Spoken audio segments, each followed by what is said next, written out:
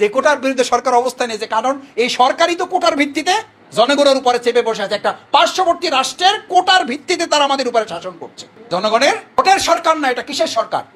এটা কোটার সরকার। কোটার সরকারই কেবল এই কোটার অন্যায্য দাবিকে তারা প্রশ্রয় দিচ্ছে। মুক্তিযুদ্ধের চেতনাকে কোনো একটা মহল শুধুমাত্র তাদের ব্যক্তি স্বার্থের জন্য ব্যবহার করে গোটা দেশটাকে তারা বিক্রি করার একটা সিদ্ধান্তই গ্রহণ করেছে। 2024 সালের 7ই জানুয়ারি আমাদের শুধু ভোট ছিনতাই কিংবা ভোট জালিয়াতি করা হয় নাই, শুধুমাত্র সেদিন আমাদের গণতন্ত্রকে হত্যা করা হয় নাই, এদেশের স্বাধীনতার সার্বভৌমত্বকেই সেদিন গলা টিপে হত্যা, যার ফলশ্রুতিতে আজকে আমাদের দেশের ভিতর দিয়ে কি চলবে? ট্রেন চলবে, যার ভিতর দিয়ে আজকে আমাদের তিস্তা চুক্তি তাদের মতো করে তারা একটা সম্পাদন করে দিচ্ছে। যখন আমাদের পানি উত্তর অঞ্চলে দরকার হয় তখন তারা বরং নদীটা বন্ধ করে রাখে, আমাদের ওই মাঠগুলোকে খাখা করে মঙ্গ বানিয়ে দেয় তারা। যখন আমাদের পানির প্রয়োজন হয় না, বন্যা বৃষ্টি হয়, তখন তারা গেটগুলো, এই হচ্ছে আমাদের বন্ধু, এই হচ্ছে আমাদের প্রতিবেশী, এবং এই বন্ধুত্বের সাথে সম্পর্ক রক্ষা করলে নাকি আমরা উন্নয়নের রোল মডেল তৈরি করতে পারবো না। এটা হচ্ছে এই সরকারের আওড়ানো বলি। দুর্ভাগ্য, শেরেবাংলায় কে ফজলুল হকের একটা কথা আপনাদের ভালোই মনে থাকার কথা, পার্শ্ববর্তী প্রতিবেশী রাষ্ট্রের মতো এরকম একটা বন্ধু যাদের থাকে তাদের পৃথিবীতে আর কোনো শত্রুর। এটা কি আমার কথা না, জামাতের কথা, নাকি শেরেবাংলায় কে ফজলুল হকের কথা? যখন বুঝবা তোমার প্রতিবেশী রাষ্ট্র তোমার পক্ষে অবলম্বন করছে, তখন বুঝবা তোমার দেশের 12টা বেজে গেছে। যখন বুঝবা তোমার পার্শ্ববর্তী রাষ্ট্র তোমার বিরোধিতা করছে, তখন বুঝবা তোমার দেশ যথাযথ পথে এগিয়ে যাচ্ছে। বাংলাদেশ জামাত ইসলামী সেই পলিসি নিয়েছে বলে 40 বছর আগের জামাতের সেই শঙ্কা, জামাতের সেই উদ্বেগ আজকে সত্যি পড়ে। টিপাই মুখবাদের বিরুদ্ধে আমাদের নেতৃবৃন্দ যখন লক্ষ লক্ষ মানুষের সমাবেশ করেছিলেন, সেই টার্গেট নিয়েই আমাদের নেতৃবৃন্দকে ফাঁসি দেওয়া হয়েছে। আজকে সর্বশেষ আন্তর্জাতিক পর্যবেক্ষক মহল, আপনারা দেখেছেন ইউটিউবে সংবাদ মাধ্যমগুলোতে এসেছে যে আন্তর্জাতিক পর্যবেক্ষক মহল মানে তাদের মতামত দিয়েছে, আদালতের রায় আমাদের সামনে এসেছে যে বাংলাদেশে যে ট্রাইব্যুনালে রায় দেওয়া হয়েছে সেই রায়ে বিচারকদের কোনো স্বাধীনতা ছিল না। এই কথা আমরা বহু আগে বলেছি, আর এখন আন্তর্জাতিক পর্যবেক্ষক মহল এই সিদ্ধান্ত জানিয়েছে। ইনশাআল্লাহ এই বিচারিক হত্যাকাণ্ডের মাধ্যমে আমাদের নেতৃবৃন্দকে যারা অন্যায়ভাবে ফাঁসি দিয়েছেন তাদের বিচার জনগণে বাংলাদেশের মাটিতে একদিন করবে।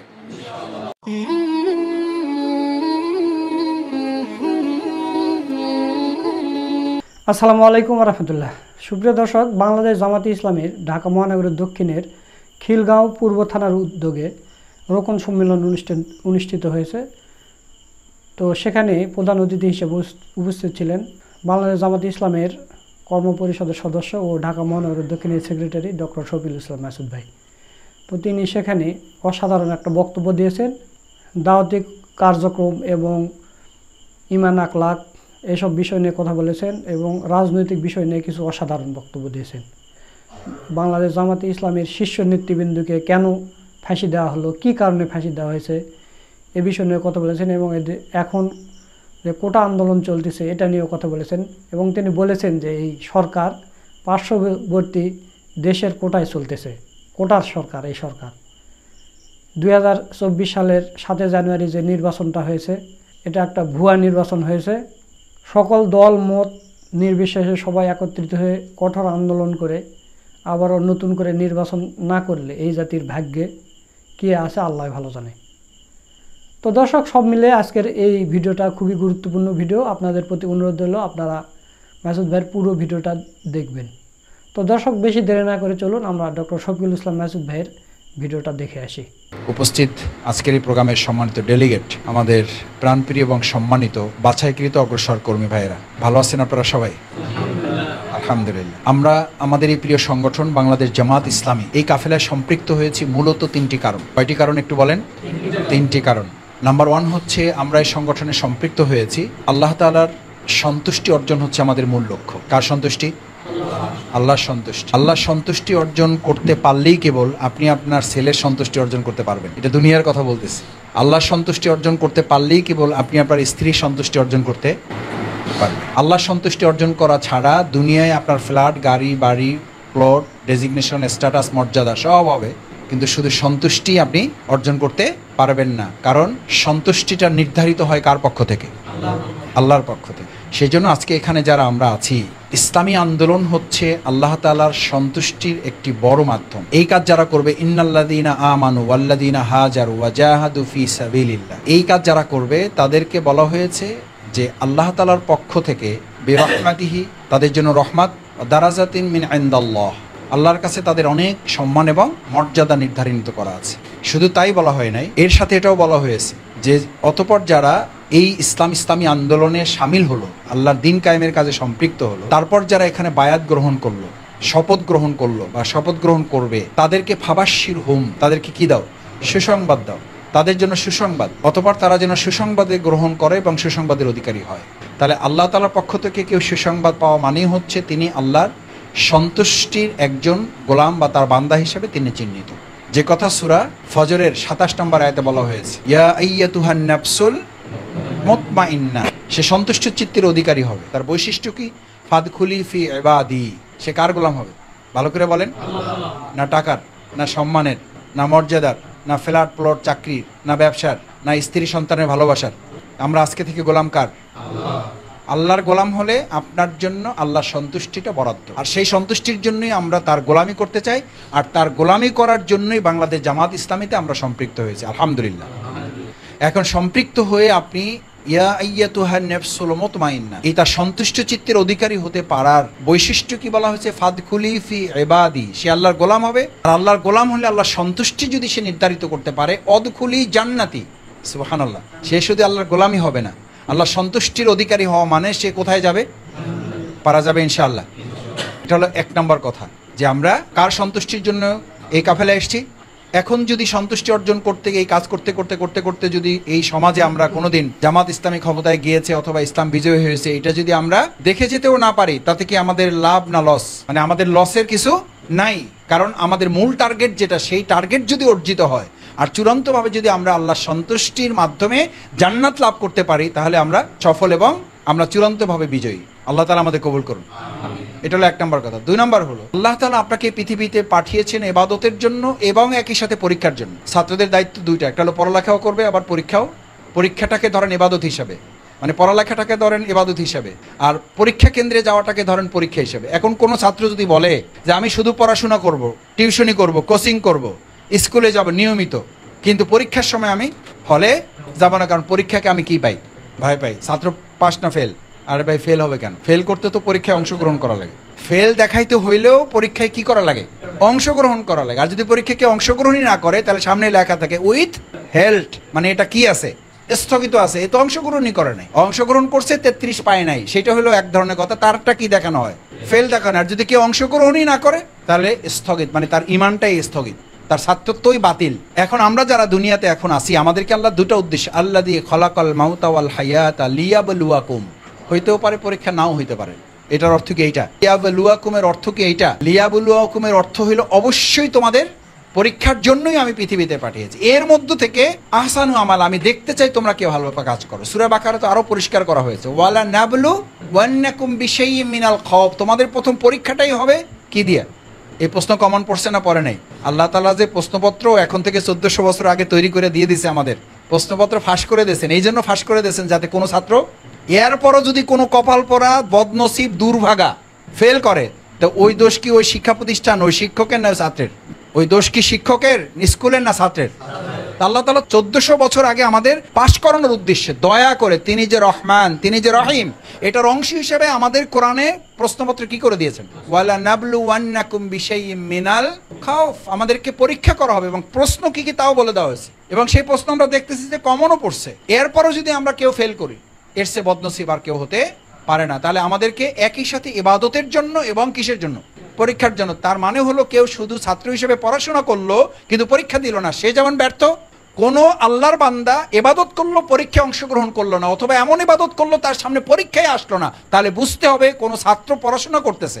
আপনার ছেলে, আপনার সন্তানদের, মেয়েদের যে স্কুলে কলেজে দিয়েছেন, মাস পার হয়ে যায়, 6 মাস পার হয়ে যায়, বছর পার হয়ে যাইতেছে, পরীক্ষার কোনো তারিখ ছেলে বা মেয়ে বলে না, আপনি কি টেনশনে থাকেন না? থাকেন না? থাকেন কি কারণে? যে তার ছাত্রত্বই আছে কিনা এটা নিয়ে আপনি তখন কি করেন? সন্দেহ পোষণ করেন। দুনিয়ার জীবনে কোনো ছাত্রছাত্রীর সামনে পরীক্ষা না আসলে তার ছাত্রত্ব নিয়ে যেমন প্রশ্ন তৈরি হয়, সন্দেহ তৈরি হয়, উদ্বেগ উৎকণ্ঠা তৈরি হয়, ইমানদারের জীবনে ইমানের এই দাবি পালন করা কালে ইবাদতের মধ্যে সামিল থাকলে যে ইবাদতগুলো সে হক আদায় করে পালন করবে, এটা করার পর যদি তার সামনে ওয়ালা নাবলুওয়ান্নাকুম বিশাইইম মিনাল খাউফি ওয়াল জু'i ওয়া নাকসিম মিনাল আমওয়ালি ওয়াল আনফুসি ওয়াস সামারাত ওয়া বাশশিরিস সাবিরিন। এই পরীক্ষার প্রশ্নপত্রগুলো যদি কি ইমানদারের সামনে হাজির না হয়, তাহলে ওখানে ছাত্রত্ব নিয়ে যেমন প্রশ্ন তৈরি হবে, শঙ্কা, উদ্বেগ, উৎকণ্ঠা তৈরি হবে, এখানে ইমানের দাবি নিয়ে, ইমান আছে কিনা আদৌ, এইটা নিয়ে শঙ্কা, প্রশ্ন, উদ্বেগ, উৎকণ্ঠা তৈরি হবে না, হতে পারে। লোহা পিঠে সোনা করছে কেউ, এরকম ঘটনা আছে। তামা পিঠে সোনা করছে, এরকম ইতিহাস আছে। তা আপনারা ভালো মানুষ, এই ভালো মানুষদের কি তো এখন পিটানো হবে, এই ভালো মানুষদের কি আবার গরম থেকে পানিতে ফেলানো হবে, এই ভালো মানুষদের কি আবার হাতুড়ি দিয়ে পিটাইতে পিটাইতে তারপরে তার ক্যারেট উন্নত করতে হবে। এখন আমরা 18 ক্যারেটে আছি, আমরা যাইতে চাই কোন ক্যারেটে? 22 ক্যারেটে। কেন যাইতে চাই? এই জন্য যাইতে চাই যে দুনিয়ার বাহাবা নেওয়ার জন্য। ওই যে প্রথম পয়েন্ট, কার সন্তুষ্টি? আল্লাহর সন্তুষ্টি। দুনিয়াতেই যদি পিটানো পাঠানোতে মর্যাদা থাকে, তাহলে এই পিটানো পাঠানোর উপরে কাল কিয়ামতে মর্যাদা হবে না ইনশাআল্লাহ? এই পিটানো পাঠানো, এই গরম, এই হাতুড়ি, এই ধাক্কা আমরা সইতে পারবো ইনশাআল্লাহ। কারণ এটা সইতে হবে কিসের জন্য? জামাত ইসলামী করার জন্য। কারণ এটা কার ফায়সালা? আল্লাহ তাআলা আমাদেরকে প্রেরণ করেছেন এই দুইটা উদ্দেশ্যে। একটা হলো তার ইবাদত করব, আর একটা হলো তার পরীক্ষা। তিনি আমাদেরকে, এটা দুনিয়াটার নামই হলো পরীক্ষা কেন্দ্র। দিস ইজ এক্সাম হল। এই এক্সাম হলে পরীক্ষা নির্ধারিত করা আছে, পরীক্ষার প্রশ্নপত্র ফাঁস করে দেওয়া আছে। এই পাশ করার মধ্য দিয়েই আপনাকে প্রমাণ করতে হবে যে আপনি আল্লাহ সন্তুষ্টির জন্য নিজেকে প্রস্তুত করার সিদ্ধান্ত নিয়েছেন। আল্লাহ আমাদেরকে প্রেরণ করেছেন কয়টা উদ্দেশ্যে? একটা হলো তার ইবাদত করা, আর একটা হলো তার পরীক্ষায় আমাদেরকে উত্তীর্ণ হওয়া। দুনিয়ার ইতিহাসে যেমন একজন ছাত্র পড়াশোনা করে পরীক্ষা অংশগ্রহণ না করলে তার ছাত্রত্ব বাতিল হয়ে যায়, ইমানের দৃষ্টিতে একজন ইমানদার যত ইবাদত বন্দেগী করুক, কিন্তু পরীক্ষা অংশগ্রহণ করলো না, তার ইবাদতগুলো কি হয়ে যাবে? এটা একমত হইতে পারলেন না। এটাকে আমার কথা? কার কথা? আল্লাহ সুবহানাহু ওয়া তাআলার কথা। আল্লাহ সুবহানাহু ওয়া তাআলার ঘোষণা আছে, আহসিবান নাস, তোমরা কেন মনে করো? এই যে আপনি মনে করেন, এই যে আমি মনে করি, মনে যাতে না করি, এই কথা আল্লাহ বলে দিয়েছেন। আহসিবান নাস, মানুষ তুমি কেন মনে করো? আইয়ুত্রাকু আইয়াকুলু আমান্না ওয়া হুম লা ইফতানুন, তুমি বলবো আমি ঈমান আনছি, আমি নামাজ পড়ছি, আমি রোজা রাখছি, আমি হজ করছি, আমি যাকাত দিচ্ছি, আমি দাড়ি রাখছি, আমি টুপি পড়ছি, আমি তেলাওয়াত করছি, আমি জিকির করছি, আমি তাহাজ্জুদ পড়ছি, আমার এবার ছেড়ে দেন, আমার সোজা ডাইরেক্ট জান্নাতে দিয়ে দেন। ওয়া হুম লা ইফতানুন, অথচ তোমাকে আমি পরীক্ষা করব না। এই প্রশ্ন কার? জামাতের। এই প্রশ্ন ডাক্তার শফিকুর রহমান ভাইয়ের। কার এই প্রশ্ন? আল্লাহ সুবহানাহু ওয়া তাআলা। সুতরাং এই প্রশ্নের জবাবের জন্য আমাদের কি প্রস্তুতি নিতে রাজি আছি আমরা সবাই? ইনশাআল্লাহ। দেখি, ইনশাআল্লাহ রাজি আছি আমরা সবাই। আল্লাহ তাআলা হাতগুলো কবুল করুন। মান থাকলে পরীক্ষা আসবে। মুক্তিযুদ্ধের চেতনাকে কোনো একটা মহল শুধুমাত্র তাদের ব্যক্তি স্বার্থের জন্য ব্যবহার করে গোটা দেশটাকে তারা বিক্রি করার একটা সিদ্ধান্তই গ্রহণ করেছে। এখন এটাকে একটা শুধুমাত্র স্বার্থ হাসিলের কি বানানো হয়েছে? রুদ্র মোহাম্মদ শহীদুল্লাহর একটা কবিতার লাইন আমি মাঝে মধ্যে বলি, যে মাঠ থেকে এসেছিল স্বাধীনতার ডাক, সেই মাঠে বসে এখন মাদক নেশার হাট। সেই দেশে কোটা আন্দোলন হবে না, কি হবে? কোটার বিরুদ্ধে সরকার অবস্থান নিয়েছে, কারণ এই সরকারই তো কোটার ভিত্তিতে জনগণের উপরে চেপে বসে আছে। একটা পার্শ্ববর্তী রাষ্ট্রের কোটার ভিত্তিতে তারা আমাদের উপরে শাসন করছে। জনগণের ভোটের সরকার না, এটা কিসের সরকার? এটা কোটার সরকার। কোটার সরকারই কেবল এই কোটার অন্যায্য দাবিকে তারা প্রশ্রয় দিচ্ছে। কোটার সরকারের কাছে কোটা বিরোধী আন্দোলন সফল হবে কিনা আমি জানি না, তবে আন্দোলন আমাদের অব্যাহত রাখতে হবে। ছাত্রছাত্রীদের ন্যায্য অধিকার, মেধার অধিকার প্রতিষ্ঠা করতে হলে আমাদেরকে জনগণের একটা সরকার প্রতিষ্ঠা করা ছাড়া জাতির সামনে আসলে আর কোনো পথ খোলা।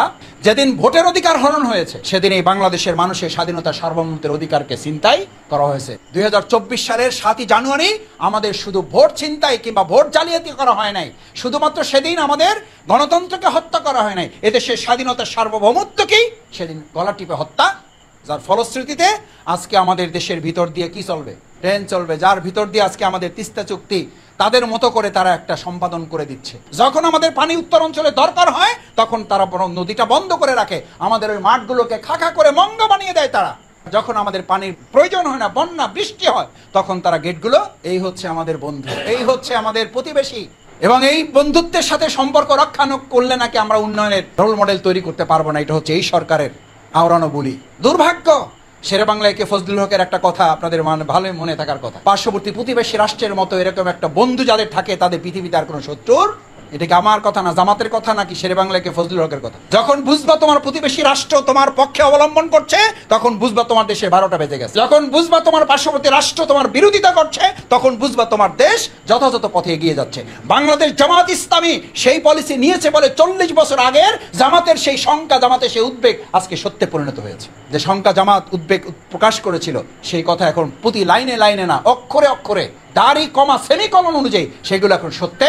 ইনশাআল্লাহ আমরা আমাদের এই স্বাধীনতা, সার্বভৌমত্ব আমরা ইমান রক্ষায় যেমন সিদ্ধান্ত নিয়েছে আল্লাহ সন্তুষ্টি অর্জনের জন্য, দেশের স্বাধীনতা সার্বভৌমত্ব রক্ষায় আমাদের যদি জীবন বাজি রাখতে হয়, জীবন বাজি রেখে স্বাধীনতা সার্বভৌমত্ব রক্ষায় আল্লাহ সন্তুষ্টির জন্যই আমরা ঈমান রক্ষার মতো এই দেশের স্বাধীনতা রক্ষার জন্য আমরা লড়াই সংগ্রাম করবো ইনশাআল্লাহ।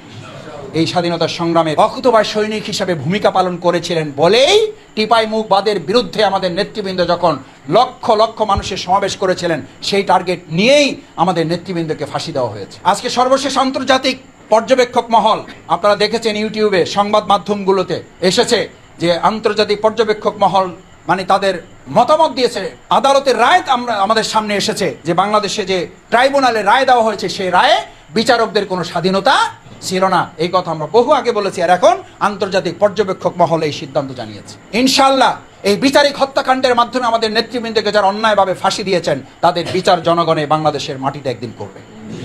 আমরা এই স্বাধীনতার সার্বভৌমত্ব রক্ষায় অতন্দ্র প্রহরী ভূমিকা পালন করতে চাই ইনশাআল্লাহ, কারণ ঈমান রক্ষা করার মধ্য দিয়েই এদেশের স্বাধীনতা রক্ষা করার হেফাজতের গ্যারান্টি দেওয়া হবে। ঈমানই হচ্ছে, ইসলামই হচ্ছে দেশের স্বাধীনতা সার্বভৌমত্বের একমাত্র গ্যারান্টি, রক্ষা কবচ, এটা ছাড়া এর কোনো বিকল্প।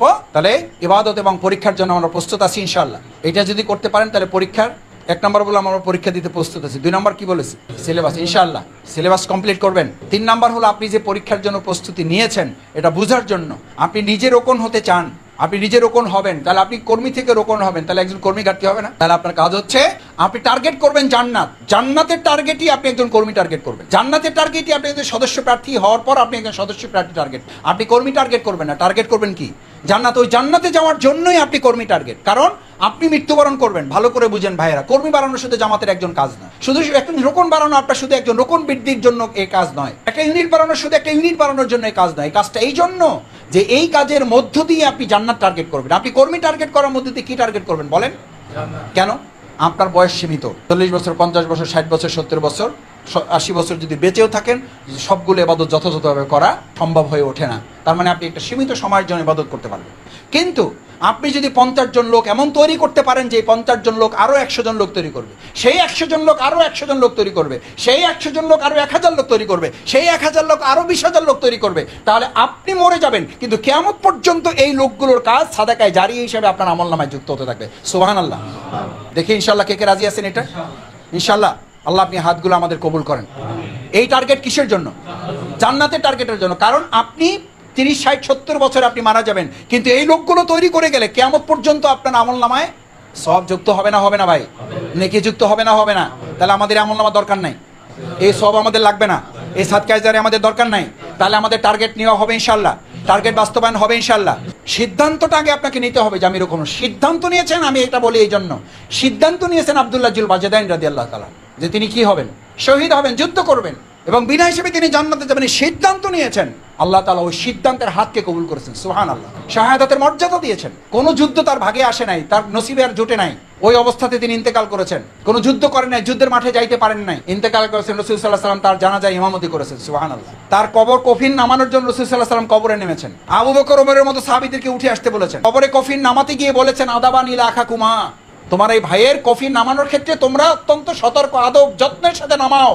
আবু বকর ওমরের মতো সাহাবীগণ জিজ্ঞেস করলেন, ইয়া রাসূলুল্লাহ, কোন কফিন? এ তো কোনো শহীদও না, রক্তাক্ত না, নির্যাতিত না, কিছুই না, তার ব্যাপারে এত সতর্ক আমাদেরকে হতে বললেন, কারণটা কি? আল্লাহ রাসূল সাল্লাল্লাহু আলাইহি ওয়াসাল্লাম বলেছেন, আমার বৈঠকে সে হাজির হয়ে শুধু জানতে চেয়েছিল, রাসূলুল্লাহ শহীদ হলে কি বিনা হিসেবে জান্নাতে যাওয়া যাবে? রাসূল সাল্লাল্লাহু আলাইহি ওয়াসাল্লাম বলেছেন, হ্যাঁ যাবে। বলছি, ইয়া রাসূলুল্লাহ, তাহলে আমি প্রস্তুতি নেওয়ার জন্য বাড়িতে চলে গেলাম। ওই বাড়িতেই গেছেন, অসুস্থ হয়েছেন, ওই অবস্থায় ইন্তেকাল করেছেন। আল্লাহ রাসূল সাল্লাল্লাহু আলাইহি ওয়াসাল্লামকে জিবরাইল আমিন পাঠিয়ে জানিয়ে দিলেন, ওই অবস্থা থেকেই তার নাম শাহাদাতের তালিকায় যুক্ত করে দেওয়া হয়েছে। আজকে এখানে যারা উপস্থিত হয়েছেন, আমাকে কেউ বলুক আর না বলুক, আমি রিপোর্ট সংরক্ষণ করে আমি শপথের অন্তর্ভুক্ত হব। আরেকবার একটু কষ্ট দিই, ইনশাআল্লাহ এই বছরের মধ্যে আমরা শপথ গ্রহণ করব, নিজ দায়িত্বে আমরা নিয়মিত এবং মানসম্মত রিপোর্ট সংরক্ষণ করব। আল্লাহ তৌফিক দিন।